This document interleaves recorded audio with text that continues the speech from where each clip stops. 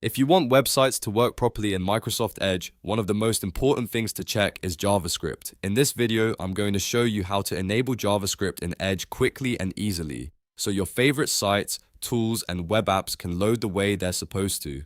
This is a simple fix, but it can solve a lot of problems if pages are broken, buttons aren't working, or content isn't loading correctly. If this tutorial helps you out, make sure to hit the like button and subscribe for more easy tech guides. Alright, let's jump right into it. First, open Microsoft Edge on your computer.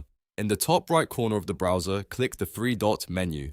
This opens Edge's main menu, where you can access all of the browser settings. From the menu, click Settings. Once the Settings page opens, look at the left sidebar. Here, you want to click Privacy, Search, and Services. This section contains many of the browser's privacy and security options, as well as site-related controls. Now scroll down a little and find Site Permissions. Click on it to open the list of permissions that websites can request. Under All Permissions, look for JavaScript and click it.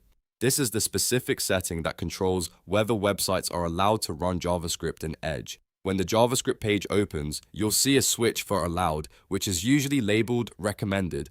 Turn that switch on. Once it's enabled, Microsoft Edge will allow websites to use JavaScript, which helps pages load properly and makes interactive features work correctly. After that, you can simply close the Settings tab and continue browsing. That's all there is to it.